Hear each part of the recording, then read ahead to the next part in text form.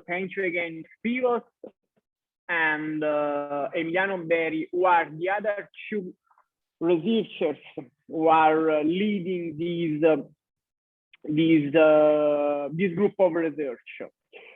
First of all, I would just to take a couple of minutes to introduce our last session of the seminar, Men in Arms, Banditry, Revolution, and Counter-Guerrilla, in order to briefly outline the theoretical framework of the seminar.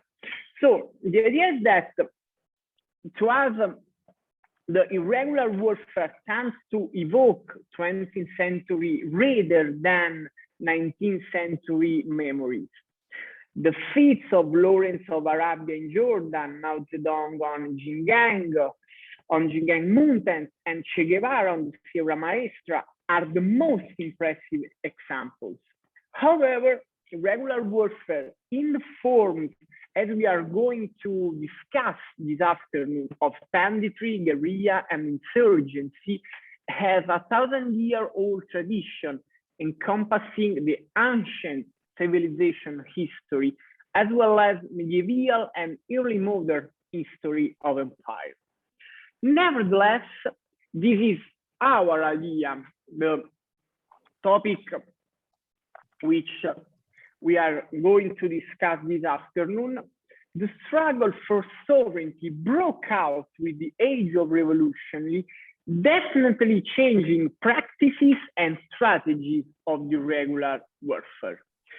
So until the First World War, and this section will be focused on the transition from the end of the 19th century and the beginning of the 20th century, bandits, guerrillas, and counter-insurgent forces spreaded armed insurgency and rebellions, pivoted ethno-religious riots, but they were also employed to repress revolt and uprisings. In both cases, they sported military methods and techniques such as ambushes, raids, exploitations, and killing of civilians and officials. Such groups were often active in peripheral rural areas, but, and this is one of the main arguments of this afternoon, from the turn of the last part of the 19th century onwards, they became equally conspicuous in urban centers. Yes, while these groups were primarily mobilized to enact violence, their purview was not totally limited to the battlefield. As a result, such groups often undertook tasks that were usually associated with the state, governing entire areas in lieu of the official authorities. In conclusion, this conference brings together contributions from a global perspective that address phenomena of revolutionary insurgency and counter-insurgency reaction that affected the modern history of Latin America, Central Europe, and North Africa. In particular, this afternoon, our idea is to develop 3 general lines of inquiry. First, the relationship between local elites and insurgents. Second, the social processes of irregular warfare. And third, the military practices and political strategies of irregular actors in arms. That's all for the moment. I leave the floor again to Alessandro Caponi, a researcher of the University of Salerno, who is going to chair our section. I'd say welcome to Spiros, who will be with us. And I also bring the apologies from Fernando, who had a problem in his office, so he will not be able to connect maybe until 2 p.m., 2:40, 2:45. Alessandro, the floor is yours. Thanks again. Thank you very much, Alessandro, for this brief introduction. That perfectly sets the tone of the panel that we are having today, and questions and problems that will be addressed by each paper. My role as chair of this panel will be minimal and basic. So I limit myself to remind you that each speaker will have about 15 minutes to present his work. Then, if everyone agrees, after listening to the three speakers of today, we will leave the floor to our discussant, Jacopo Lorenzini, who is a researcher at the University of Macerata in Italy, for questions, comments, and remarks, and then we'll have a turn of replies by our speakers and the debate. Thank you very much. So I'm delighted to introduce you the first speaker of our modified program of today, Dimitar Tasic from the University of Radek Kralove. Sorry for my pronunciation in Czech, I guess it's not ideal, who's presenting us a research on theoretical and practical views on guerrilla warfare in late 19th century Serbia. Thank you very much, Dimitar. Thank you for giving me this opportunity to present my paper. So, as if we speak about the Serbia and its, you can say, struggle for independence, then it's literally the typical and very good case of the long 19th century. Every Balkan nation has had its specific road toward independence. The Serbian was quite long, and it was marked by gradual achievement in this struggle. Everything started with the uprisings of 1804 and 1815, and immediately it became very, very obvious that guerrilla warfare and the guerrilla warriors had their prominent role in it. These people came from various backgrounds, but in general terms, we can use the term which is also used during the Greek Revolution, that these guerrilla fighters, which were already fighting against the Ottomans, were some kind, you can say, the yeast of the revolution.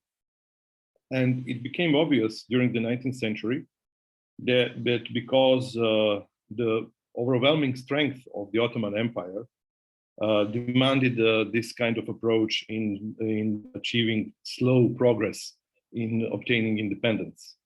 So at that time, Serbia was in the same time trying to detach itself from the Ottoman legacy, to invoke and to establish some European institution, namely in terms of constitution and law, rule of law, and in military reforms. However, because of mostly poverty and insufficient funds, this demanded a very slow approach. And throughout the 19th century, the main fighting force, the main Serbian armed forces was territorial militia, which was occasionally strengthened with this kind of guerrilla fighters.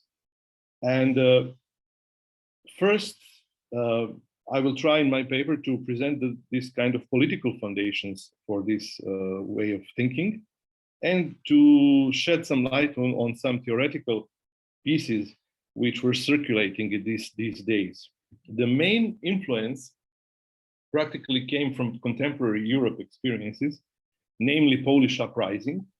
And one of the first pieces which was published in Serbia was actually the translation from the Polish classical work in Polish of Wojciech Hranowski on partisan warfare. The person who translated it changed partisan to Chetnik warfare because it was more suitable to the Balkan circumstances, because Chetnik means the guerrilla fighter, the member of the guerrilla detachment. And on these 24 pages, although the examples and the practices were practically brought from the Northern Europe, the reader could see a very great number of similarities. The translator of this piece was an active participant of this Serbian struggle for independence, Matija Ban from Serbia, Catholic Serb from Dubrovnik, and he did this translation in 1848 during this great wave of revolution, which happens in Europe, in which Serbia participated actively by sending volunteers to Hungarian part of the Austrian Empire in order to assist local Serbs, which were also fighting against the Hungarians there. The second piece, which was translated in 1864, this time was translated by the professional military, and he used the German translation of the Spanish work on certain Don Santiago Pascual y Rubio, the man who wrote a piece on mountain warfare. But the translator translated it directly, like about the Chetnik warfare. He didn't use this term mountain, and throughout the translation, he also tried to put some examples which were convenient for some Serbian conditions. That was not enough, and 4 years later, another educated officer, this time Captain Ljubomir Ivanović, he didn't translate, but he wrote a piece on Chetnik warfare, and he was very good. He had a very good knowledge of military history, and he used a lot of examples to substantiate his claims. And one of the things which you can say is common in all of three pieces is that all three pieces put strong emphasis on the personality of the guerrilla fighter champion, or the leader of the guerrilla fighter. And they say that practically this, in moral sense, this person has to be almost perfect, because one of the most important parts of guerrilla warfare, beside of not losing and being all the time on the move, is what Americans used to call the winning hearts and minds of the locals. And the moral superiority of the guerrilla fighter leader is guarantee for the success in such a mission. So these were theoretical foundation. In practical sense, since the Serbia was not that strong in military, that's one of the most important part of eventual wars. At that time, the Ottoman Empire was conceived as main opponent, were guerrilla fighters. And for example, when during the 1860s, Greece and Serbia achieved some kind of the military alliance, one of its most important parts was that obligation that each side will commit certain number of guerrilla fighters. In this case, it was 5,000 guerrilla fighters for Serbian and Greek army for their war against the Ottomans, eventual war against the Ottomans. This alliance was never achieved, but when we see what happened during the events so-called of the Great Eastern Crisis from 1875 until 1878, we see how the guerrilla fighters and guerrilla warfare played extremely important role, especially in the initial phase when in Herzegovina, the one part of Bosnia and Herzegovina, broke out the huge uprising against the Ottoman rule. The local guerrilla fighters, supported with the huge numbers of volunteers from Serbia and Montenegro, managed to defeat all Ottoman attempts of quelling the uprising. During this crisis evolved into the wars in which Serbia and Montenegro both waged against the Ottomans from 1887 to 1878. And unlike Serbia, Montenegro, together with Herzegovina uprising mutineers, managed to to defeat every Ottoman attempt to quell to defeat them. Unlike Serbia, which used to rely on territorial militia, Serbia had huge problems in fighting the Ottomans, and without the Russian support, probably would lose the war initially. And however, echo of these events, both the uprising in Herzegovina and the Serbian and Montenegrin war against the Ottomans, caused several other uprising attempts in the Balkans, which of course all of them proved unsuccessful because they couldn't get help from the outside, and all of them were quelled by the Ottoman regular troops, involving huge and enormous quantity of violence. All of these events practically helped to draft what later on, at the beginning of the 20th century, happened during so-called Macedonian struggle, when Bulgarians, Serbs, and Greeks waged limited guerrilla warfare in Ottoman province, in Ottoman Macedonia. And from 1903 till 1912, all of these doctrines proved and experiences gained during this period proved to be most valuable for the later on wars, especially during the Balkan Wars and the Great Wars. All of these three countries, so Bulgaria, Greece, and Serbia, used to great extent their own guerrilla fighters, mostly veterans from Macedonian struggle from 1903-1912, and either in their clashes between themselves during the Balkan Wars, or in Serbia case against the Austrians, these guerrilla fighters during this war used as auxiliary or irregular detachment proved very, very efficient and very valuable. And in Serbian case, it matches, you can say, the contemporary, what John Horne called the fear of franc-tireur, which existed among the Central European regular armies. So fear of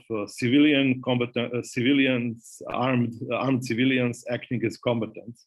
And the actions of these guerrilla fighters were practically main cause for certain brutalities which appeared at the initial phase of the Austro-Hungarian attack on Serbia in 1914. And later on, it demanded that the very practically, the mixed that it was a mixed approach towards the contemporary conventions on warfare, because both sides, from Serbian and Austrian, have the different interpretation of what is militia, what are the armed civilians, and how can they be used in fight, and what can be used against them, and what are your obligations toward the international law in terms of dealing with such a threat. In any case, the Great War represents the end, or you can say the end of era of these guerrilla fighters as free people, free volunteers, because after the First World War, the new Yugoslav army introduced a totally new doctrine and took over the legacy of the guerrilla fighting, which previously was mostly part of, you can say, actions of secret organization, like in Serbian case, the Black Hand, or this kind of para-state or private initiatives, which were used during the years before the Balkan Wars and the First World War. In that sense, as before and as during the 19th century, and we will see it later on, especially during the Second World War, all over the Balkans, especially in occupied Yugoslavia, and later on, guerrilla warfare had its very important and very prominent place in general warfare. Thank you. I hope I didn't go beyond my time limit. Perfect. Thank you, Dimitar. You were perfectly thank you. In the times. So now the floor is to Spiros Tsoutsoumpis, who is a military historian at the New Europe College Institute for Advanced Study in Bucharest, and who is giving a talk about bandits and patriots, violence and nation making in the Greco-Ottoman marches, 1908-1914. Thank you, Spiros. I don't know if is he connected? I am connected. I have to apologize because my laptop camera is not working. Therefore, I will be the invisible man for the next 10 minutes. So you apologize about this, but you know, these are kind of the facts of life with online conferences. I'll try to build on what Dimitar said, more or less, and shed light on the similar transition between the era of revolutions and the era of total war is in my little corner of the Balkans in northwestern Greece. Greece, just like Serbia, had to had a very difficult plight. They had to one of the issues, obviously, within Greece was the great idea, the idea that the natural borders of Greece extended far into the north, but this great idea always clashed with the political and military realities. The realities being a still powerful Ottoman Empire, the realities being in Macedonia that this area was also contested by Bulgaria, Serbia, also that also Greece, and the case study that I'm going to look at also wanted to expand into what is today southern Albania, and there Italy and the Austro-Hungarian Empire also had interests there. So the issue was how to expand, what to do, whom to use. In Greece, the response was once again the private initiative, but it was mostly in this area bandits. In this area of what is today northwestern Greece, southern Albania, it was an area that had very high levels of banditry, rustling, smuggling, both because of the very mountainous terrain, but also of its position, you know, facing the Ionian Sea near the Greek borders. So this was a kind of a classic area that was fertile for smuggling and for banditry. You know, guns were imported from Italy or from the Greek kingdom into the Ottoman Empire. Loot, hostages, valuables were exported. So there was this very powerful kind of networks of Greek, Vlach, and Albanian bandits. And I'm going to focus on the career of one person who I believe kind of signifies the trajectory of these groups, their influence on subsequent events, and also the theme that was delineated by Alessandro, the struggle for legitimacy. So the person I want to talk about today is a man called Vasilico Lovos. He began his career, he was a shepherd. He belonged to a family of nomadic shepherds. In the summers, springs, they lived in the mountains. During the winter, they descended into the plains. In their free time, they were occupied as smugglers, ruler guards. They subcontracted their services to Muslim and Christian notables. And it just so happened that sometimes in 1902, Vasilico Lovos killed a fellow Greek shepherd over some personal differences. He fled to the Greek kingdom, where he was recruited by one of the Rendezvous societies. Now, the Rendezvous societies were primarily recruiting among such men. The purpose is that the aim was to recruit men who are experienced in violence, but who also had the networks to facilitate violence. In the case of Kolovos, his network including his entire extended family, but also many families of other pastoral nomadic shepherds, smugglers, and so on. So by 1905, 1906, guerrilla warfare between Greek identity societies and Ottoman troops, but also Albanian identities, is in full swing. Lovos is able to engage and to recruit his networks after the Greek authorities promised that they will allow them to continue with their illegal activities under the protection of the law. So have a kind of criminal political nexus. Criminals are being allowed to do whatever they please, and they receive protection from the state in exchange for the participation in violent activities. This culminates in 1912 when, during the first Balkan War, when Lovos and his group take part. He is able to raise a 100-strong band. He engages in protracted guerrilla warfare against Ottoman troops. And in 1914, he also moves into Albania, where Greek and Albanian identities are also involved in a struggle. The fact is that these activities render Lovos a person of, he's described in the archives as a person of very great importance. This was for two reasons. First, he was in command of a very strong band. Second, his activities allowed him to become a very rich man indeed. He smuggled, he rustled, he took hostages in the border, and then he invested his capital in entrepreneurial activities, hotels, fields, flocks. By 1916, Lovos, in the middle of the First World War, he now joins in an official capacity the gendarmerie, but also he runs as an MP for the Greek Liberal Party. Lovos, being an experienced smuggler and bandit and a man who was widely feared, he was seen as kind of the ideal person to marshal the rural vote and to divert them towards the Liberal Party. This also signifies a big change. Up until this period, during the Ottoman Empire, the local ruling class was made up mostly of merchants, educated men, landlords, and so on. Now, with the rise of Lovos and his cohorts, we see these former bandits and smugglers and so on to move from the countryside into the cities. They still engage in criminal activity, but they are also becoming a part of a kind of a notable class. They constitute what I describe as a violent bourgeoisie or a violent middle class. In Marxian terms, the middle class becomes, rules because they're able to control the means of production in countries like the Balkan, in the Balkan countries, in Greece, in Serbia, in Bulgaria, where these economic structures are still very weak.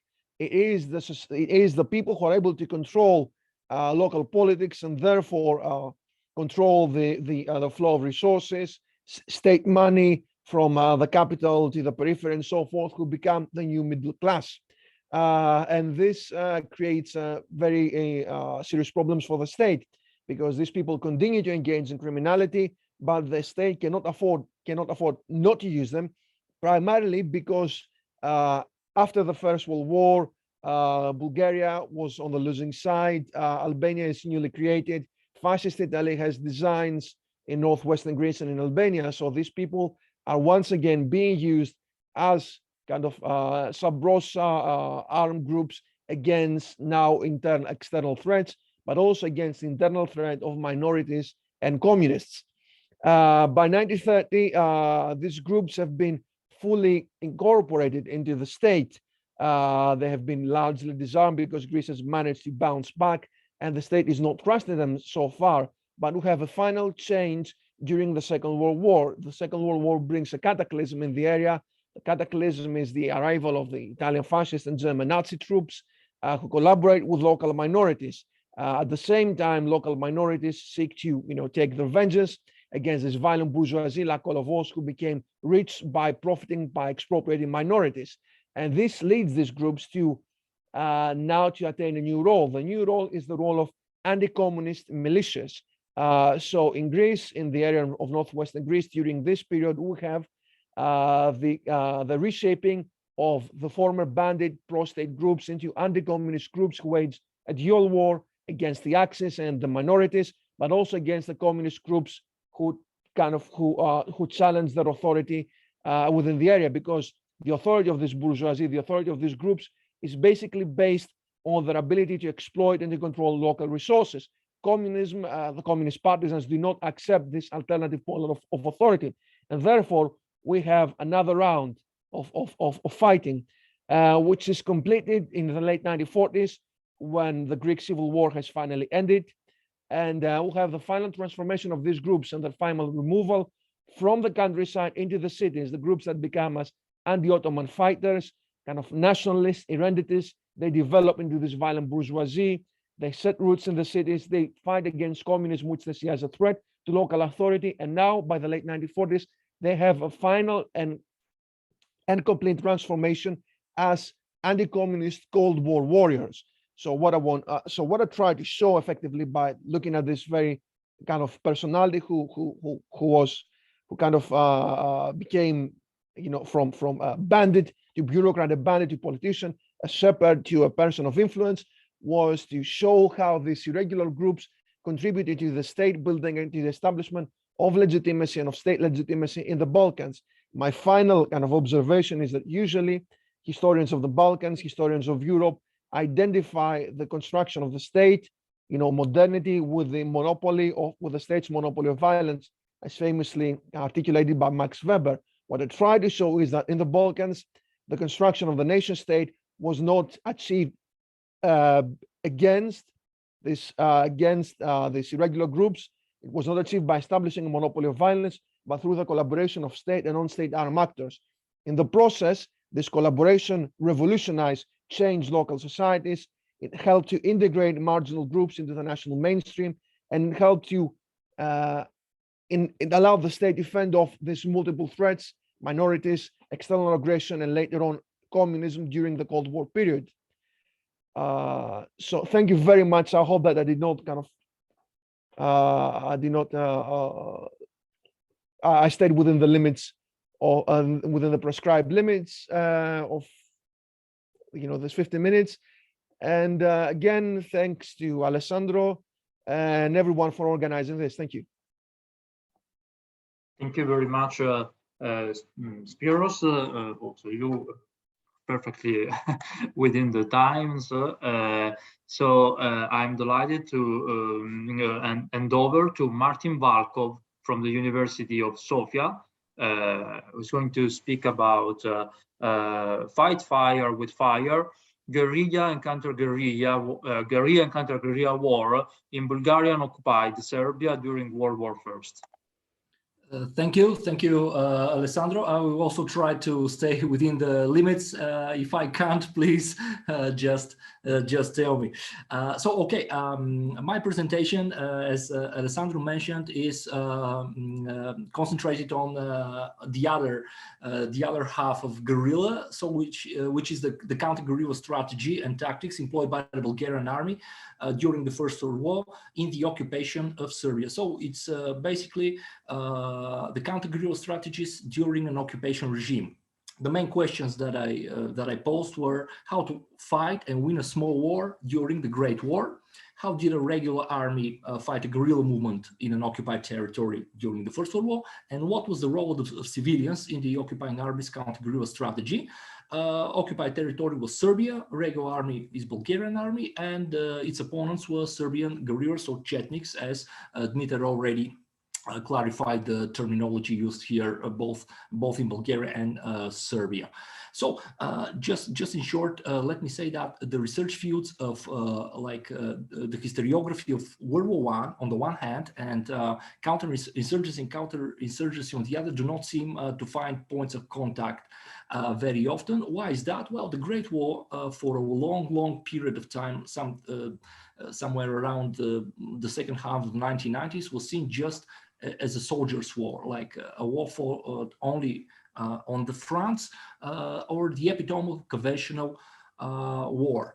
And on the other hand, the historical study, and I mean the specialized study in military colleges of insurgency and counterinsurgency, is a relatively new field within the field of military history, and it began to take more systematic dimensions since the second half of the 1980s. So if you read some general histories of guerrilla and counter-guerrilla, when you read about the First World War, you will probably find only about General Leto Forberg's campaign in Africa, T. Lawrence, of course, in English language books, and maybe the Irish Easter Rebellion. Basically, that's it. So for a long period of time, the study of this Ustanička borba, this insurgent war in Serbia, was basically limited to Serbian historiography. Now, a very, very short note on the terms. Now, here are all specialists, but just in short, we know that small war is, if taken literally, is a misnomer. It's not just a small version of the big conventional war, but has quite different principles and strategic logic. Here we're talking about what now we call asymmetric conflict.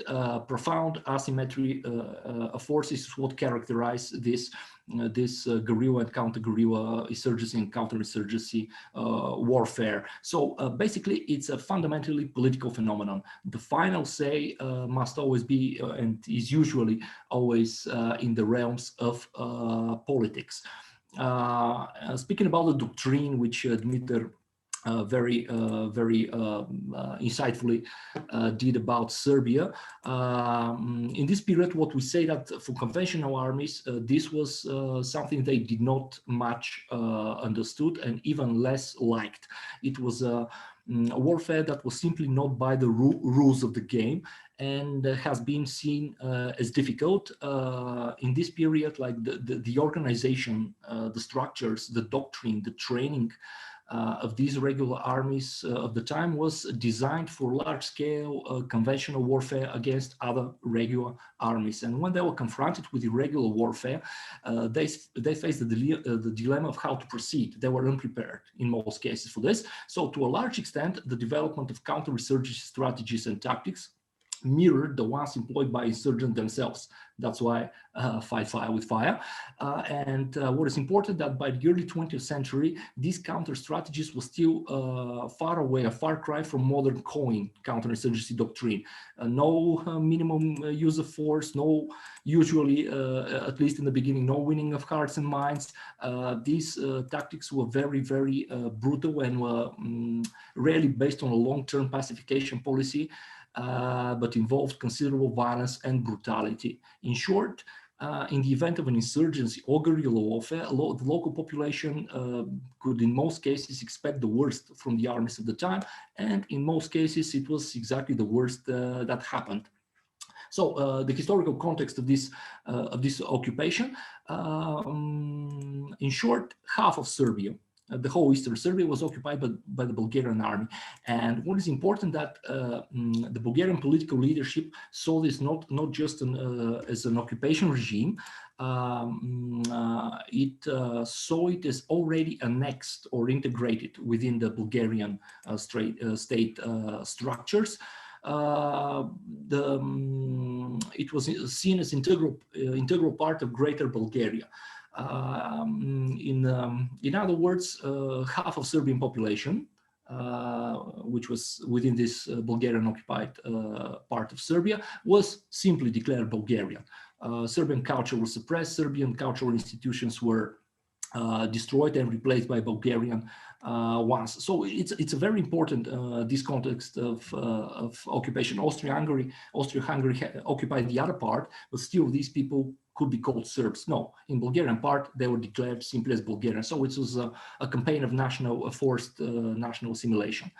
About the doctrine. We already know that, unlike most of Europe, here paramilitarism in the Balkans had deeper roots, and like in the end of 19th and the beginning of 20th century, on the territory of Ottoman Macedonia, these small armed bands called chete, or chetas in plural, began to appear. Now, what is interesting about the Bulgarian army is that, contrary to the Serbian army, they did not have a formal doctrine of guerrilla or counter-guerrilla. but they had profound experience in both. So we can talk about, so we can call it informal doctrine, some kind of a decentralized process of transmitting the experience. Of course, being informal means that it was very heterogeneous and fluid, like you can hear or you can read all kinds of opinions. But so formal doctrine, no, but experience, it was there. People with experience were already there. So back to the occupation, like by August, September 1916, Bulgarian military intelligence already detected small armed bands with a clear aim of resisting the occupation. If we try to trace the armed resistance in Serbia, we can put it the following way: guerrilla war, mass uprising, guerrilla war. And although in the fall of 1916, like Bulgarian occupation authorities received information about the existence of a nascent guerrilla movement, the general governor, General Kutinchev, underestimated the situation. A mass uprising broke out in February 1917 in the southern part of occupied Serbia, and it was brutally suppressed. Basically, the order was all males between 18 and 50 in the insurgent regions are to be considered bandits. Bandits are not to be taken prisoners, kill them all. So this was the official orders. So after the suppression of the uprising, however, guerrilla war did not disappear. It was not, the armed resistance was not crushed. It again resorted to irregular tactics, to Chetnik warfare.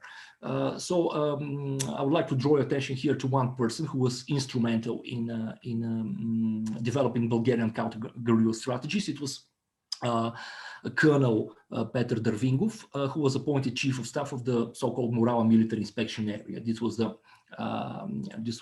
Bulgarian occupation structure in occupied Serbia, and his profile is similar to many other Greek, Bulgarian, or Serbian officers who were at the same time professional military and had profound experience in guerrilla and insurgent warfare. So some, I'll try to cut it short here, the basic components of his strategy. Saturation the territory with occupation troops. Now, even today, with all this modern technology, with satellites and drones, counter-guerrilla war requires a lot of troops on the ground. So they attracted new troops and completely reorganized the occupation system for a territory of about 24,000-25,000 square kilometers and a population of a bit more than 1 million. They deployed something around 30,000 troops there and reorganized the occupation region in a highly effective, centralized, and at the same time not rigid but flexible occupation system. Second, they introduced these small mobile counter units called quite unimaginatively counter-chete. So there were counter bands or counter armed bands. They deployed former Bulgarian Macedonian guerrilla fighters who were familiar with this type of warfare and really proved very effective.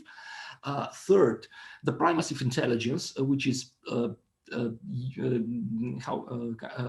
essential in every kind of anti-guerrilla strategy, like the ability to identify who is the enemy and who is not, was very important. So they introduced intelligence bureaus at a battalion level.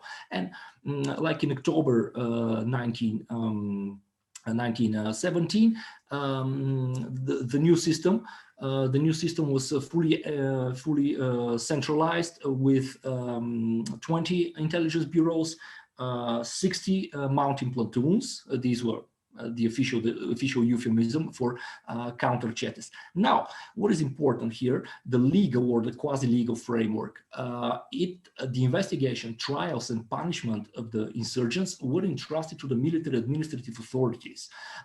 These were carried out according to special rules and procedure that deliberately, and this is important, circumvented the Bulgarian military justice system. and they deliberately excluded the regular military judicial system from the administration of justice. So these were established by order number 46 of 5th of July 1970. This order introduced very severe both individual and collective punishments for guerrilla or resurgent activity, or disobeying the orders of the Bulgarian occupation authorities. At the same time, however, it introduced rules and procedure, of course, quasi-legal.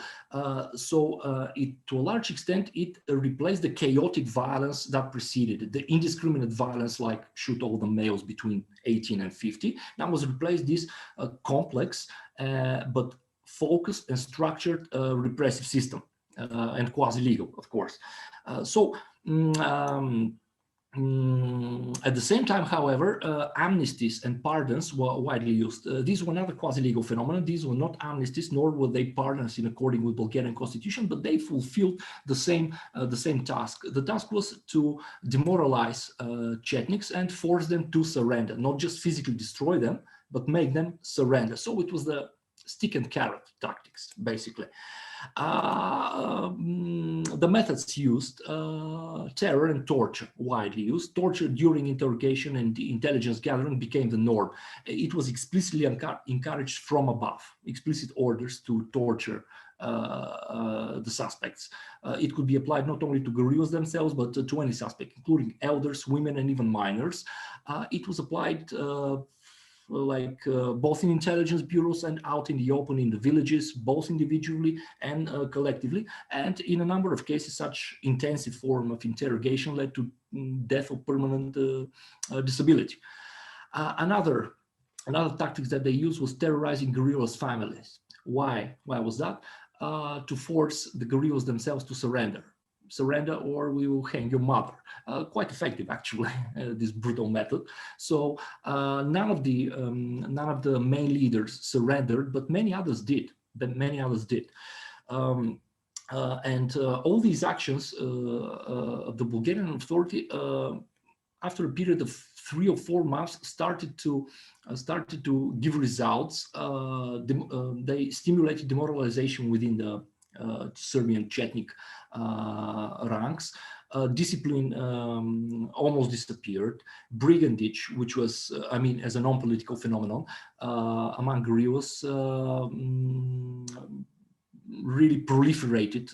They started robbing their own people, and somewhere around September, October, the resistance movement in Serbia received very, very heavy blows. So if we try to answer the question that we posed at the beginning, let us see how was this war won? Was it won at all? And what was the place civilians occupied in the Colonel Drvingov's counter-guerrilla strategy? Now, the most important thing is that the civilian population was completely instrumentalized for the purposes of counter-guerrilla war in the first place. All inhabitants in the areas of guerrilla activity in principle were placed outside the laws. And the laws here refers not only to the still rudimentary law, international law of belligerent occupation, which Bulgarian authorities had no intention of applying anyway. With regard to guerrilla war, as we said, Colonel Drvingov's strategy deliberately excluded the local population from the scope of Bulgarian military laws, which were considered to be ineffective and quite soft, and from the jurisdiction of the military justice system. In its place, this quasi-legal system was introduced that bypassed the regular military judicial authorities, but also curtailed the indiscriminate chaotic violence of the preceding months. This was a differentiated approach that combined harsh individual and collective punishments on the one hand to force the local population to stop supporting the rebels, while on the other, amnesties encouraged the voluntary surrender of guerrillas and their supporters. So, as we mentioned, it was the age-old tactics of stick and carrot. However, the two elements were not in equilibrium. In Bulgarian occupied Serbia during World War I, sticks significantly outnumbered carrots.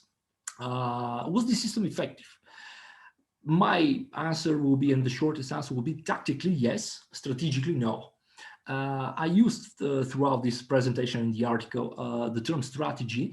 I consider it's used to be justified insofar as it defines a carefully planned, comprehensive system of interrelated measures designed to achieve an ultimate goal.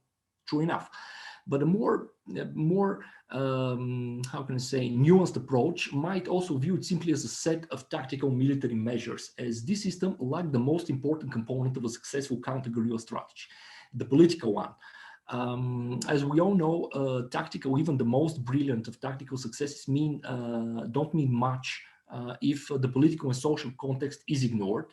The very nature of guerrilla war is such that in most cases the tactical advantage is on the side of the regular army, but the strategy and time in the long run works in favor of the guerrillas. So indeed, since the autumn of 1917, September, October, as I mentioned, the Jetic movement suffered very heavy blows and their activity was reduced to a minimum, but they were never completely annihilated, while the spirit of defiance among the Serb population was only temporarily surpassed. The Bulgarian counter-guerrilla strategy was based on armed forces and fear alone, and when that force and that fear disappeared, the whole system just collapsed. Martin, 2 or 3 minutes, no more.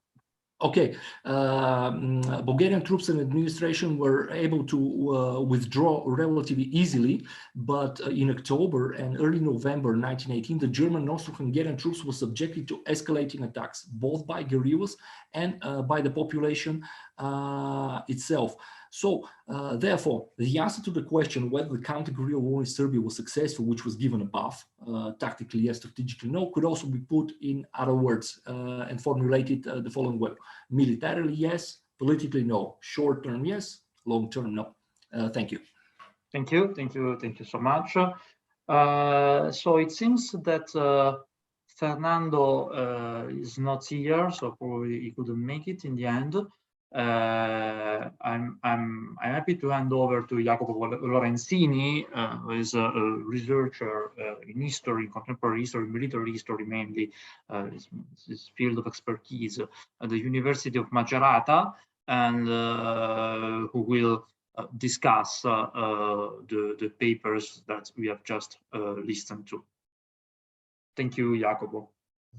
Thank you, Alessandro, and thank you to all the panelists. And well, the absence of Fernando is a shame, but we can talk about the 3 very homogeneous papers here, because all the 3 deals with the Balkans and deals with the same time frame, we can say. And I find that there are some common points that emerge from all the 3 papers, and I'll point them, and I'm going to ask questions about the 3 panelists about them. In the first paper, Dimitar Tasic, I was really interested in the concept of guerrilla fighters and the guerrilla war as a part of a general war plan made by Serbia and Greece as part of a diplomatic pact. You know, when you talked about it, I was really impressed, because normally guerrilla is a reaction in this period. It's not part of the instruments general staffs used to consider legitimate, you know. And so I wanted to know more about it, if guerrilla was a centerpiece of the plan, or if it was only, you know, a marginal part of this general war plan. And also, I was really interested in the issue of you know, alternance and dialectics between regular and irregular doctrine, you know, and these in guerrilla practices and doctrine which disappear after the First World War, and then they resurface in the Second World War, and it's a dynamic that we can find in several points of history. After the Second World War, we see the allied network of special forces and the counter-guerrilla and guerrilla forces disappear and then resurface in the 60s and late 50s. And so I was interested in this, alternance between regular and irregular doctrine in this time frame. And about Tsatsoumpis' paper about Greece, and I had a question about the conversion to anti-communist militias in the context of the Second World War, and did they cooperate in some measure with the Italians or German occupiers? Because I know for sure that Italian officers in the Balkans, they thought they were fighting against communism in a way. My question is, this conversion to anti-communist militias, did it happen after the war, or during the war there was some, dialogue between occupants and occupied people in this situation? And again, I wanted to know if this dynamic you talked about of state building without the control of all the violence, of all the means of violence,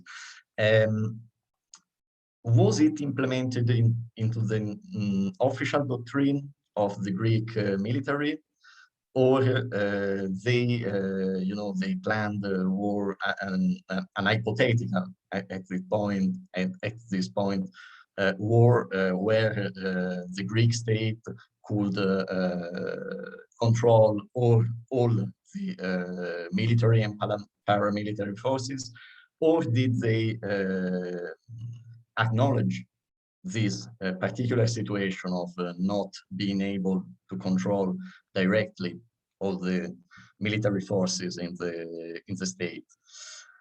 And thirdly, the paper of Falkov about Bulgaria and the occupation of Serbia. Again, I was really interested in this notion of informal doctrine, about transmission of experience outside the official doctrine and against the official doctrine, because again, this happened also after World War II and in many other contexts. And I was also so if you can talk a bit more about this process, if you are able to give us more insight of this concept. And then I was again interested in these techniques of counter-guerrilla, the counter-cheetah, it reminds me of the mobile columns that are very common in the 19th century, also in 20th century. When general staffs are not able to deal with guerrilla, with proper counter-guerrilla methods, mobile columns are the first answer they can field against them. And I was interested in, I wanted to ask you, which tactics did they use? They were normal military units, infantry units with maybe a little cavalry or machine guns, and did they fight like normal Bulgarian army line units, or did they have tactics, particular tactics they used to deal with this guerrilla. And last question, also the intelligence bureau at battalion level, this we saw them in Algeria, in more recent, counterinsurgency situations. And well, can you explain more about them, the functioning? You already told us about the methods, but I was interested. Did they deal with the population as Bulgarians, as you said, or as hostile aliens? Because if the political objective was to integrate the Serbian population of the region into Bulgaria, well, using torture and killing of families and so on, is, well, not really a good method to integrate.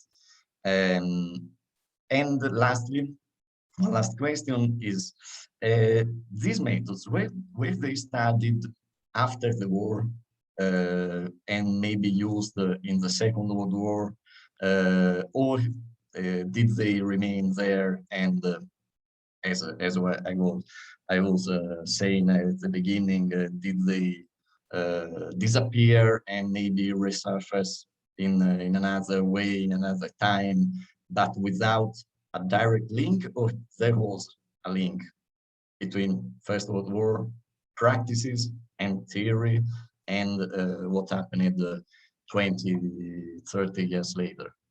Thank you. I forgot the microphone turned off. Thank you very much, Jacopo. I suggest now that each of the speakers can reply for more or less 5 or 6 minutes, no more.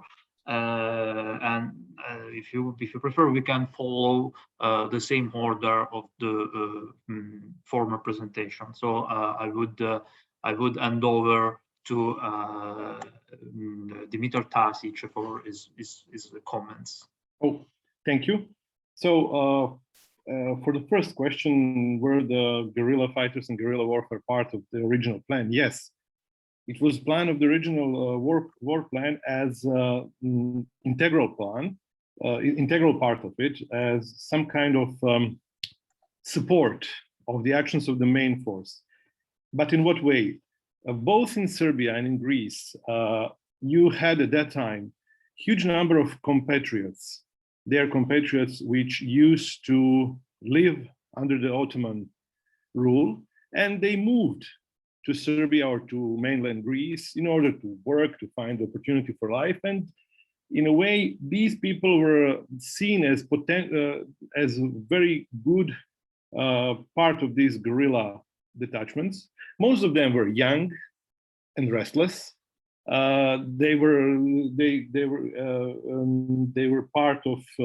They came from many parts of society, from, you can say, like the students to simple laborers, and they could be used as a support for to support the actions of the regular troops, in a way to steer up the potential unrest and, in final way, uprisings in their own parts, in their own regions where they come from. So, for example, in Serbia, those would be the people from areas of Sanjak, of Macedonia, of at that time, nowadays South Serbia, like area of Niš.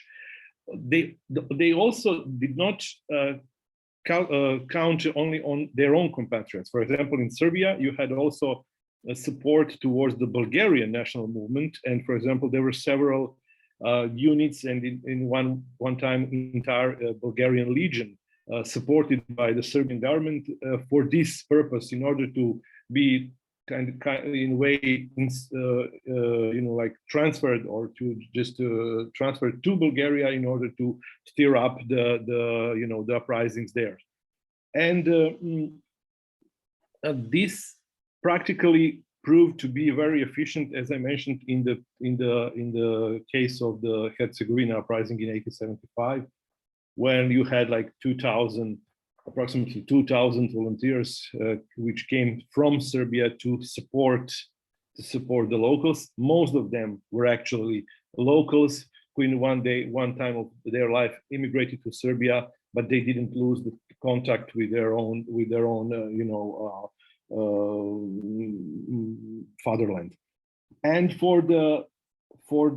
and in Greek case, of course, at that time, these would be the people from Greek part of Macedonia, or from Thessaly, from these areas, which probably migrated to the Greek mainland Greece to work there, and in a way to be in one part of their life to return to their homeland. As for the very interesting question, thank you for asking this, about the guerrilla warfare doctrine in the First World War and its reappearance in the Second World War. It's very interesting because in the mid-war period, the Yugoslav army took over the control over this whole idea, because previously it was only part of and strongly supported by those officers who were members of the Black Hand Secret Association. After the annihilation of Black Hand in 1917, and the remaining part of it, the people who were not punished or executed continued their military career, but they were excluded from these operations. And during the mid-war period, Yugoslav army introduced you can say, manual for the eventual future guerrilla warfare, which very precise and very detailed instructions to all army officers who would maybe perhaps be in that position to organize guerrilla warfare. But they didn't do anything in terms of training. In the last year, just before the Yugoslavia was dissolved in the 1941 war against the Axis, the Yugoslav army created some special units, and they invoked the tradition of Chetniks, and they called them the Chetnik units, the Chetnik battalions. And these units were trained as special forces. They even received parachute training. They had very, very specific insignia, whatever. Because of the Croatian politicians, objections, they soon changed their name to assault battalions, because Chetnik was something which offended them. And but they also perished in this war during the April 1941. But during the Second World War, you can actually see two very different approaches to guerrilla warfare. Both resistance movements, the one which was royalist and the other which was communist, introduced guerrilla warfare. The royalist movement practically used this manual which existed in the Yugoslav Royal Army, and they followed it by the letter. While the communist resistance movement or partisan movement or People Liberation Army, led by Tito, they did it on completely different basis. They use extensively the experiences of Spanish Civil War, and especially the Comintern training of the foreign cadres of the foreign communist parties, which took during the 30s in Soviet Union. So practically, you can say that the communist resistance movement abandoned, a rich tradition of guerrilla warfare, which existed in the Balkans doctrinally, but in performing it, they were just continuation of the existing tradition. Thank you. Thank you very much, Dimitar. So it's now the turn of Spiros to reply.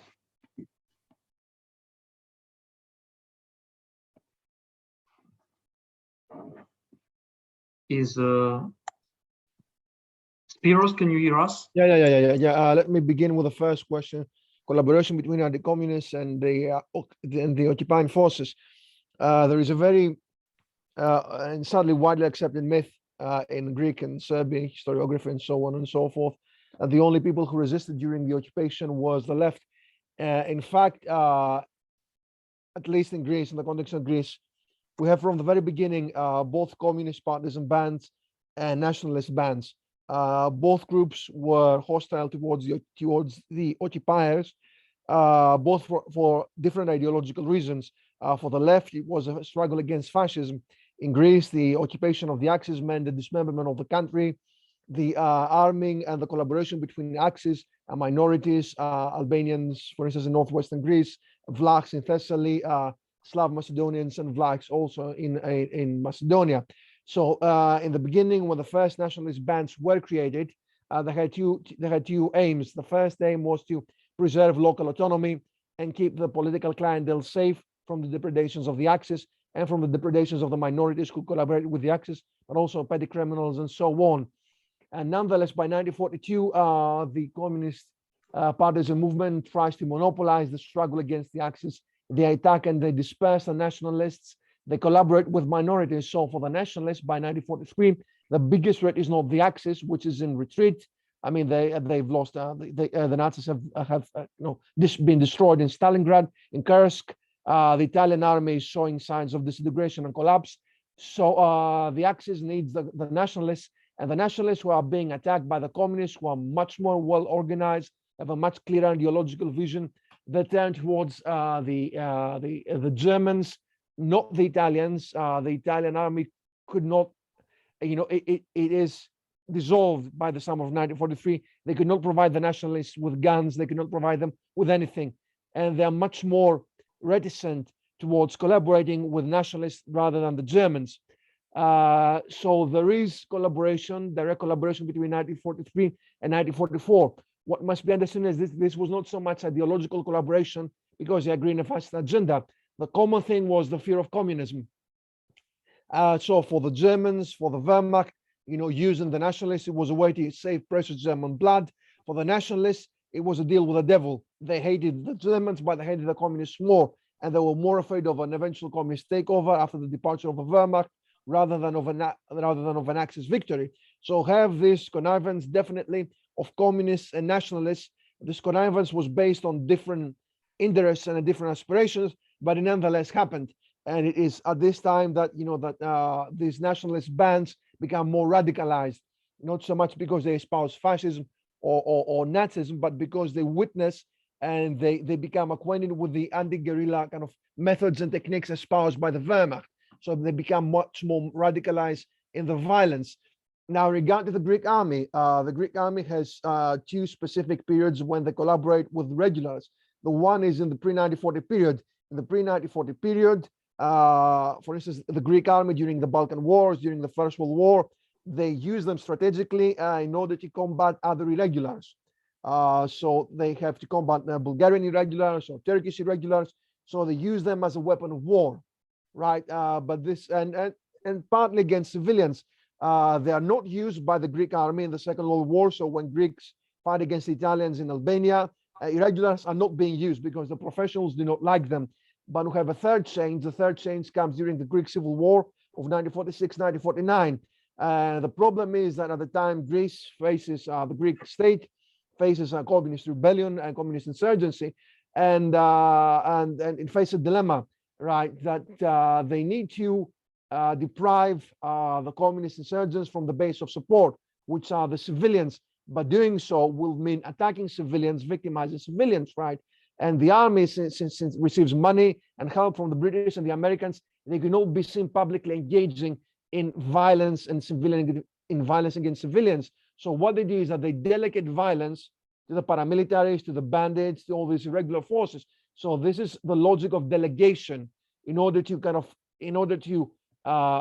delegate, they delegated shameful violence to these groups, right? So they could not appear as being both at the side of the democratic West and at the same time, killing their own civilian population. And always, of course, there is the issue of paramilitaries as force multipliers. I mean, the state needed the paramilitaries in order to kind of expand its reach and even into the furthest kind of corners of Greece. So, I mean, these are two different questions, and I do hope this answers cover you, but this is kind of the rationale both of collaboration and the logic of delegation. Thank you. Thank you very much, Spiros. So I hand over to Martin Valkov. Thank you, Alessandro. Thank you, Jacopo, for these really good and interesting questions.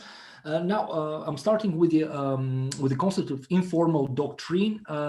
It's actually not me who invented it. I found it here. I'm sending you a link to this book by Keith Bickel, Mars Learning.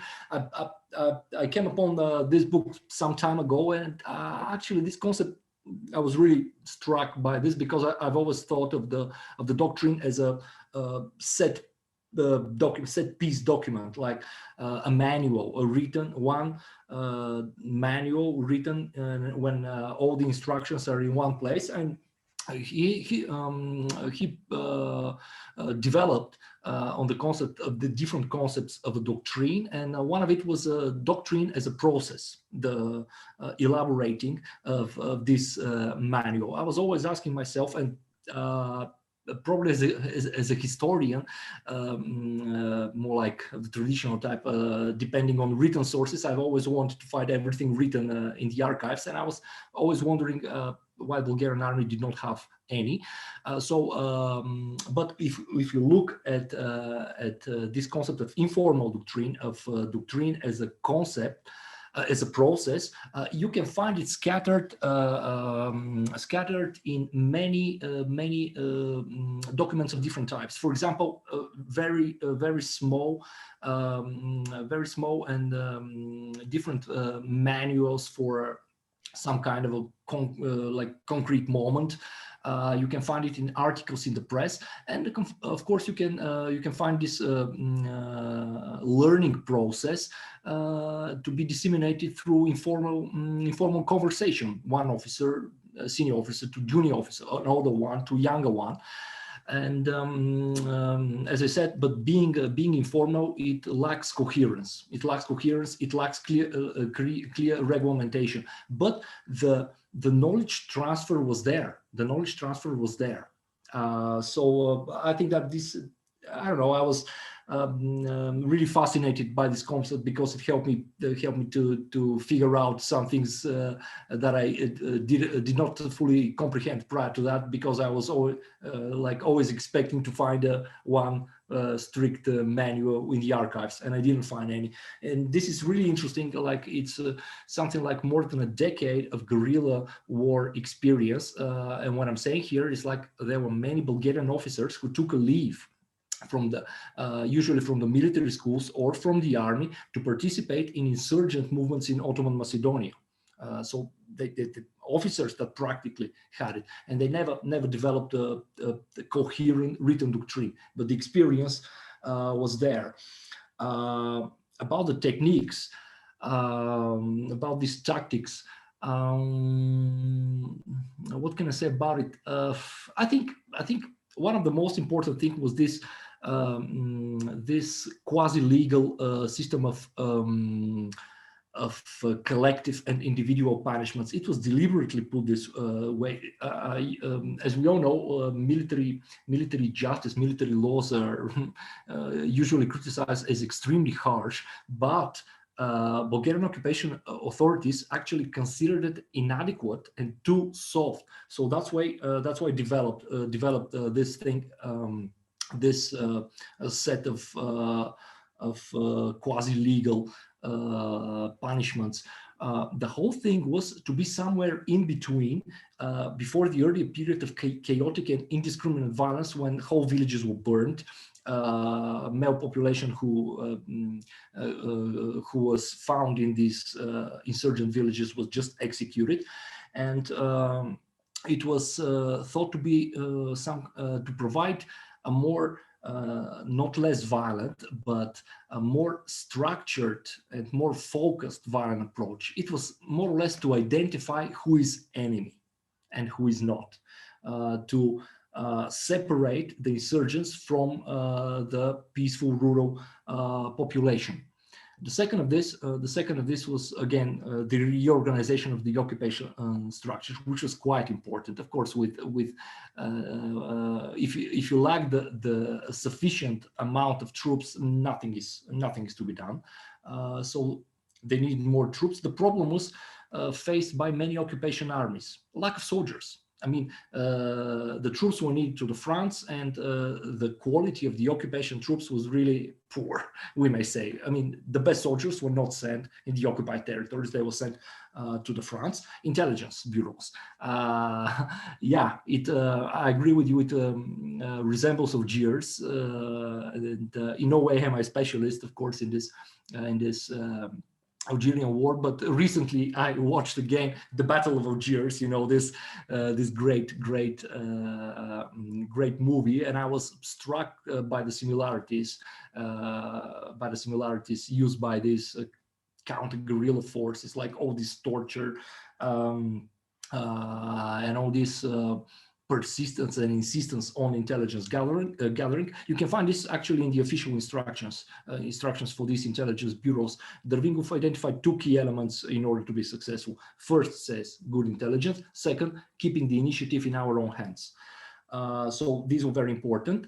And did these counter-guerrilla units resemble the mobile columns? Yeah.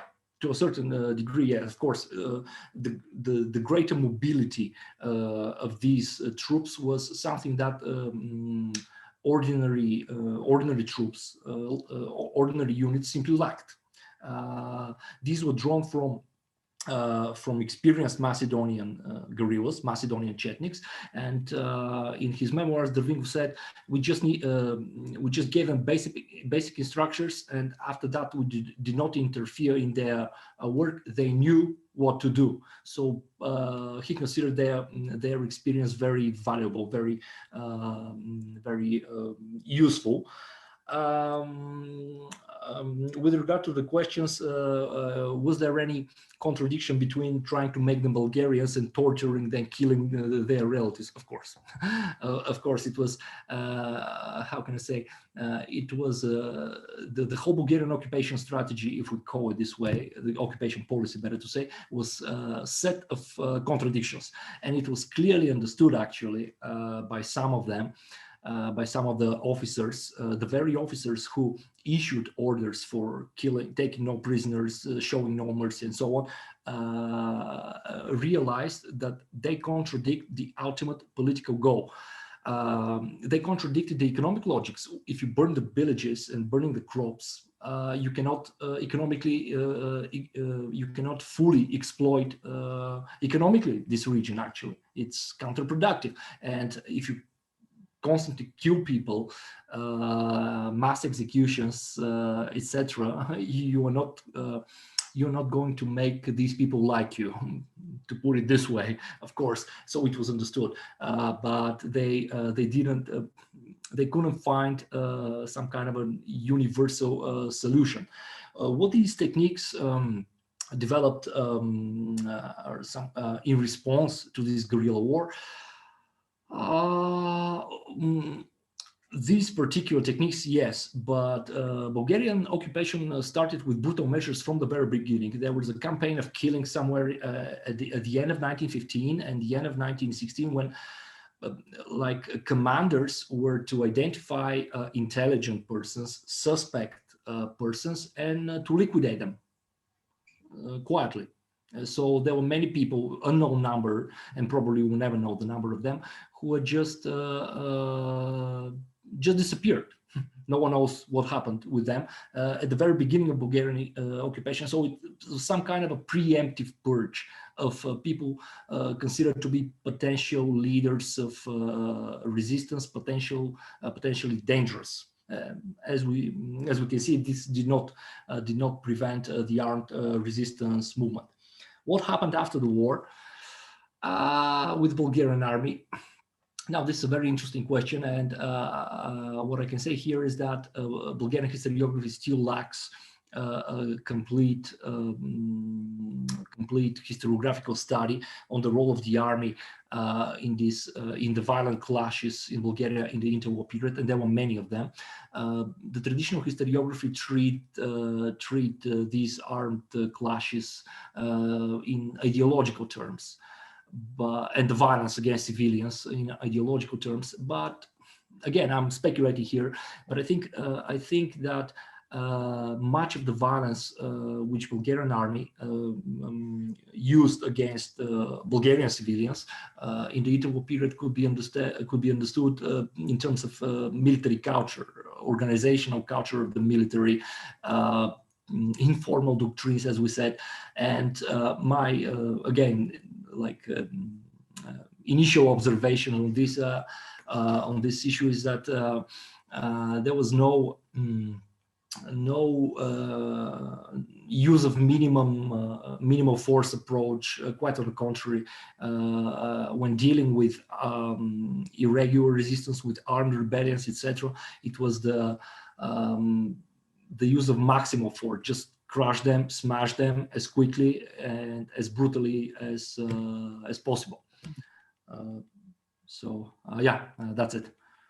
Thank you, Martin. So before opening the discussion, I would ask Jacopo if he wants to comment on something or add something.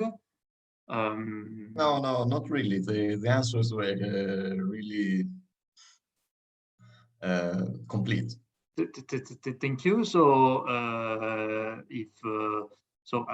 now the discussion is open to the public. So if anyone from those who are participating wants to comment or ask anything, he or she can as the floor, and we can collect a few questions in Italian and translate them into English or directly in English, or if you prefer, you can use the chat and we will read your questions. If there's anybody yet, I will profit from my role as chair, and I will ask a very general question, probably to all three speakers. I was wondering, I mean, probably the Balkan area is one of the European regions, the area between the Balkans and the Black Sea, where there's one of the more long-lasting traditions of guerrilla warfare. If I think to other cases, only the Iberian Peninsula comes to my mind. I was wondering how, if and how, the different nationalist cultures of the Balkan countries dealt with this long-lasting tradition of armed mobilization, and how, I mean, within different national cultures, how different political ideologies dealt with the history of guerrilla.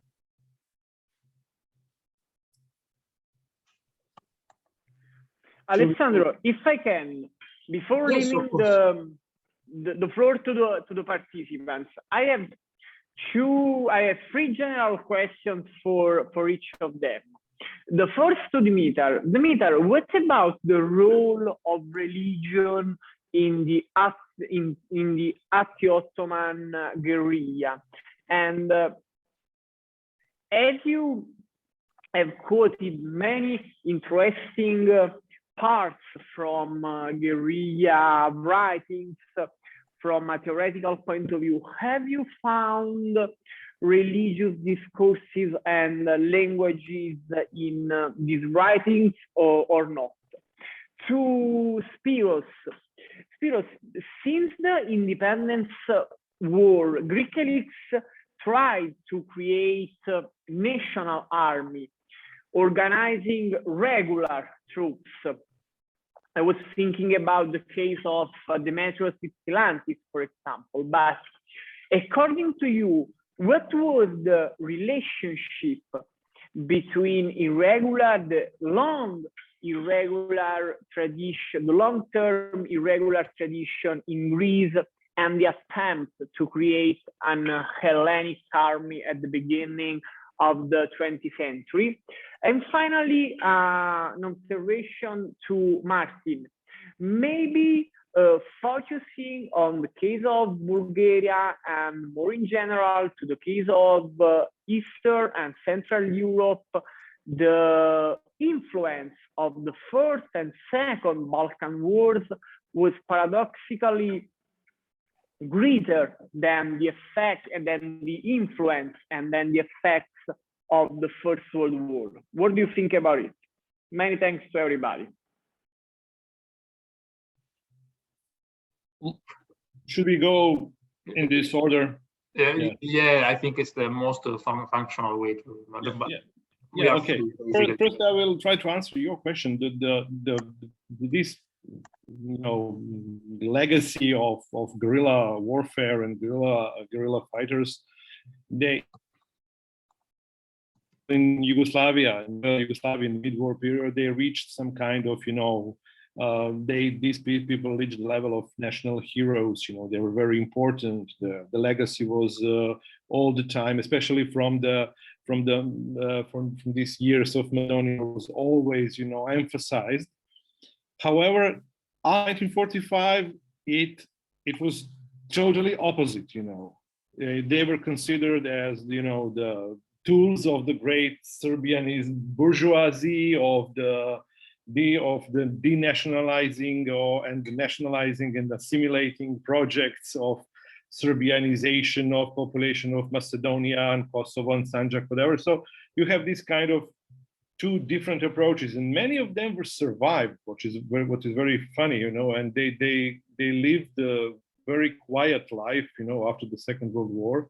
Those who during the Second World War joined the forces of Mihailović, of the royalist movement of Chetniks, were practically annihilated.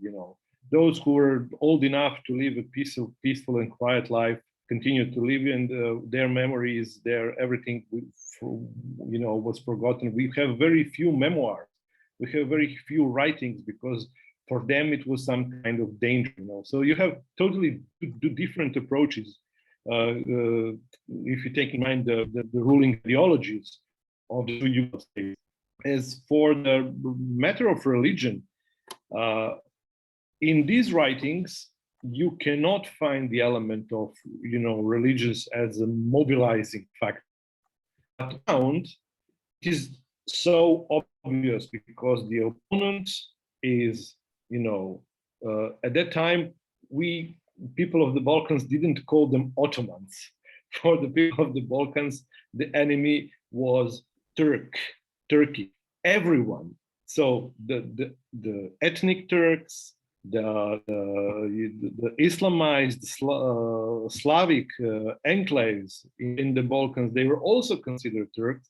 The whole idea was considered Turkic. Even in Serbian language, even when you convert to Islam, the literal translation of the word would be to become a Turk, not to become a Muslim. So practically everything, if you look at it on the ground, was anti-Ottoman, not per se anti-Muslim, but anti-Ottoman. But because of these religious differences, it had this kind of notion, and it was used in 1912 with the beginning of the Balkan War as kind of final showdown with the crescent, final showdown with the Turkic yoke, final opportunity to expel these Asiatic conqueror back to their their Asiatic realm. That was the official propaganda. But in this particular doctrinal, you can say, papers, there is no mention of this religious differences, all religion as mobilizing factor for guerrilla warfare.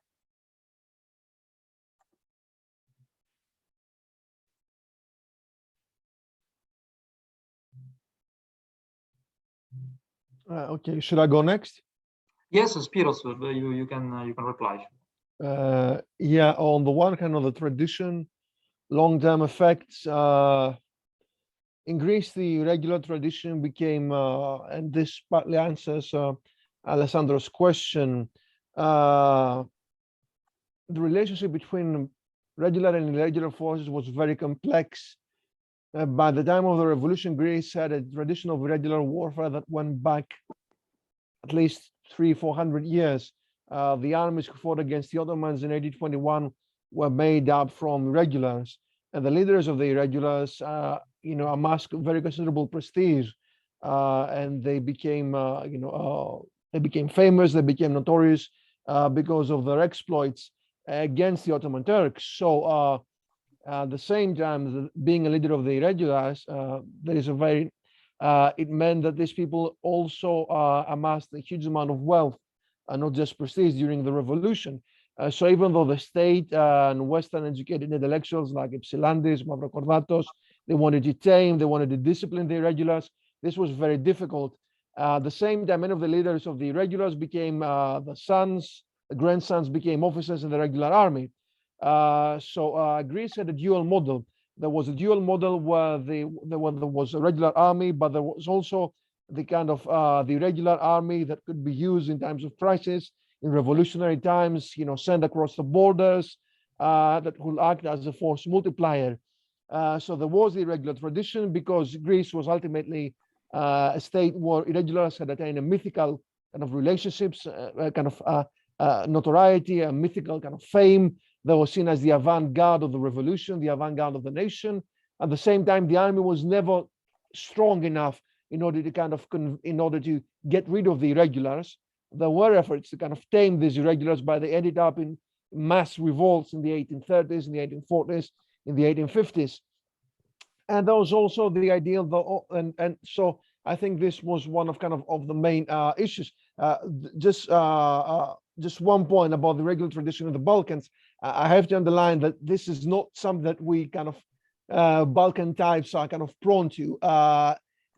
Ukraine has a greater irregular tradition than all the Balkan states, and Southern Russia, the Caucasus, and even greater one. And if we look at Southern Italy, I mean, up until 1947, 1948, I mean, there were Sicilian separatists, people who engaged in terrorism against the Italian state and so forth. So it is not a matter of so much a national culture. It is a matter of geostrategical position. Border societies where the state is weak because of geography, tend to produce such groups. We see this from Latin America, Southern Italy, parts of the Iberian Peninsula, and also the impact of paramilitarism, irregular warfare in the Balkans should be very well quantified. We should disentangle the myth, the invented tradition, as described by Hobsbawm, from the actual influence. And also, we should see this in a case-by-case and area-by-area study. There are areas where there was a big ethnic tradition. Let's take Bulgaria. Pirin Macedonia always was the heartland of the Komitadji, of the Imro. Northern Bulgaria, central Bulgaria, not so much at all, because there they saw the Komitadjis as gangsters and riffraff. And the same thing goes from Serbia or Yugoslavia. South Serbia had being more, let's say, untamed area, a more difficult area, had a greater tradition, being closer to Macedonia and so on. So be very careful when we speak about Balkan cultures and Balkan militarism, not to essentialize this and not to present this as a cultural, as a byproduct of a specific culture, as a byproduct. We should be careful not to orientalize it. And so this is I'm not saying that you did this, and not by any means, but it needs a very careful treatment, because up until the 1990s, early 2000, it was a cottage industry, especially by historians, Anglo-American historians, to reproduce this type of neo-colonial narrative about Balkan savagery. Half-wits like Kaplan and his trashy books, beloved by trashy President Bill Clinton, and other half-wits in the various Ivy League schools. They have essentialized this image of all this wild population who cannot possibly control the violence. And we see this during the economic crisis. I mean, being as a Greek, I speak about Greeks.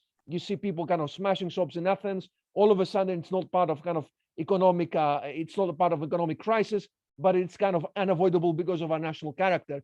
So, and you see this everywhere. So it is very important when we talk about irregular warfare, paramilitarism, disentangle myth from reality, understand invented traditions from actual traditions, take it back in a case by case study, because otherwise, kind of we run the risk of really essentializing and moving beyond the realm of history into the realm of God knows what, but definitely not history. So again, thank you. This was a very valuable observation. I apologize for the very long reply, but I think it's kind of... No, thank you, Spiros, sorry, and also for, I mean, I'm very sympathetic with your critique towards, with your criticism towards Obswam book about banditry and primitive books about banditry and primitive rebels and the way they treat. But also, I mean, those books proceeds from a series of assumptions also concerning Southern Italy. I mean, I think that it is interesting to compare how Italian nationalist culture dealt with guerrilla. In Italy, especially in the first part of the 19th century, there's a huge political use. There is an attempt to, invest on guerrilla, but then in practice you have very few cases. So I was wondering if we can see a similar phenomenon in certain areas of the Balkan Peninsula. I Thank think you that very much. in one case, with what you know about the Italian state was not willing to invest in guerrillas, but the Italian state was always, in the first half of the 20th century, very eager to use paramilitaries, to use bandits, to use hoodlums, to use thugs. So even though they were not used as a part of the Italian kind of military machine, even though they were using parts like Ethiopia, the Ascari, and so on, they were used within the context of Italy as strike breakers, as kind of especially 1919, 1920, when all these groups were used to kind of break down workers, labor cooperatives, farmers cooperatives in Lombardy during all these years. And in a sense, if we look at it, even kind of the fascist phenomenon, it was a paramilitary phenomenon. It was not, they're not guerrillas, but they were irregulars, and the state was very, very happy to accommodate them. And the bourgeoisie, kind of the upper middle classes, part of the middle class, they were kind of very eager to kind of elevate them to the point of heroes. And the police was eager to collaborate with them. So it's not an issue of I think national culture. It is also an issue that must be placed within a specific political context. The threat of communism, anti-communism, mobilization, the failure of mobilization, and so on. So even though national cultures are particularly particularly important, this phenomenon must be placed in a historical context. I'm thinking of Matteo's Milan's recent book on the black shirts, which shows how the black shirts are not kind of a radical. They do not present a radical discontinuity. I mean, the people who take the mobilization tactics were used by landlords, by the bourgeoisie in places like Ferrara and so on, even before the First World War. So there was the irregular tradition. It was not used by the Italian army, but it was still there, and it could be used as a reserve dummy from the state in case of expediency. And I think that's the case with every state. Even though states want to propagate this image of a monopoly of power, a monopoly of force, paramilitarism is an essential component of state making within or beyond the Balkans. Even if we think of places like France, from 1940s, 1950s, 1960s, hoodlums, thugs, gangsters were used extensively by centralized French state, by the British state in the 1970s against the Irish against the IRA. So I think it should be viewed kind of in a broader kind of perspective, and it's seen not as an anomaly in the global South, but as a tool that is deeply ingrained in the process of state making across the globe. This is a tool that's always been used by the state in various guises. We might have, in the Balkans, in the global South, the state is weaker, and therefore these groups might be more prominent, but it is always in the arsenal of the state. I think it is deeply ingrained within the logic of the state use these groups as a matter of expediency, discard them, put them in the background, but nonetheless, they are always there, both East and West. Yes. Thank you very much. Are there other questions or remarks? I have to answer one of Alexander's question. Sorry. Yeah, no, don't worry. Okay, thanks, Alessandro, for this question. Yeah, definitely, and I will answer in two ways. First, like in more in broader regional and global plan. In the recent decades, historiography has been enriched by this long First World War paradigm, or the Greater War paradigm, forwarded by Robert Guerrilla, among others. So we know that it was either the Balkan Wars or even earlier the Italo-Turkish War, which started this like a decade of fighting, and ended somewhere in 1923 with the end of the war between the Greece and the emerging Turkish Republic. So for Bulgaria and Serbia, for example, it's 1912, 1980. For Greece and Turkey, it's 1912 to 1922, 23. It's really a war decade. So in a narrower, like Bulgarian national context, the Balkan Wars, and especially the Second Balkan War, is really what usually the First World War is called in like Western literature, the Urkatastrophe, the initial catastrophe. We know this famous George Kennan's quote. For Bulgaria, this defeat in the second Balkan War really, how can I put it? Just established this Bulgarian revanchism from then on, and okay, it's a bit a strong term, but to a large extent predetermined Bulgaria's entry on the side of Germany in both world wars. So yeah, it was the initial catastrophe, the Urkatastrophe. Thank you. Thank you, Martin. So are there other questions or remarks? May I just add something Yes. concerning the tactics? I hope Martin will not object. This comes from the Serbian side of the counterinsurgency during the First World War. One thing which was noted among the population of Serbia was how the tactics against the Serbian insurgents was applied in the second phase, when these counter-cheta platoons were brought in. They were very light. They were almost identical to guerrilla forces, but they used one very particular instrument. It was that every counterinsurgency unit, counterinsurgency platoon, was assigned to follow, to pursue and destroy one particular band of Serbian uprisers. So it was a very efficient measure that corroborate the Dervingov's claim that they should be they should have an initiative, because we all know, the guerrilla forces is always on a winning side when it has an initiative.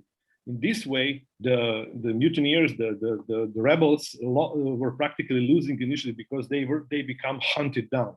And very interestingly, during the Bulgarian occupation of South Serbia in 1940s, during the Second World War, locals also remember that there were similar methods of counter-cheta units against both partisan and Chetnik, bands. But what was very interesting, because of the time gap, there were no more any veterans from the Macedonian struggle. There were no more experienced people capable of such a physical demanding task. They often used to hire, for example, local Albanians for the members of these counter guerrilla units. Thanks. That's just one remark. Thank you so much, Dimitar. So if there aren't any questions, no, there's Martin who wants to add something. Yeah, just a short remark. Yeah, thank you, Dimitar. It's quite right. Even in the First World War, Albanian auxiliaries were employed by the Bulgarian occupation authorities at certain places, like in Kosovo, of course, but also in Western Macedonia. So yeah, they were used. They were used. Thank you, Martin. So if there aren't any other interventions, I thank you. I thank you all for this most interesting discussion. I thank you our discussant Jacopo for for accepting the invitation to discuss this research, and I cede the floor to Alessandro for the final remarks and conclusion. Okay, guys. Okay, thank you, Alessandro. I have no more final remarks, but I'm very happy because I think and hope the discussion has been really profitable for everybody. For this reason, I would just to thanks again Alessandro Capone, who has been our chair this afternoon. Then I would thanks Jacopo for reading our papers and for providing us very, very useful comments. As we are in the intermediate stage of the editorial process, I think each of us will find very, very useful his comments. And for this reason, on behalf of the panel, I thank you again, Jacopo. And finally, thanks again to Carmine with hosting us in this national project. We hope our results will be really published. And finally, I would thanks in order Dimitar, Spiros, and Martin for joining this panel. I really appreciate. I really love your papers and the discussion as well. So before leaving, I would also wish Merry Christmas and Happy New Year to everybody, because it seems it will be our last appointment, with the hope to meeting in person finally and hopefully in the second semester. God's will. Best wishes. Yeah. Fingers crossed. Yeah. Thank you. Merry Christmas and Happy New Year to everyone. Yes, Merry Christmas.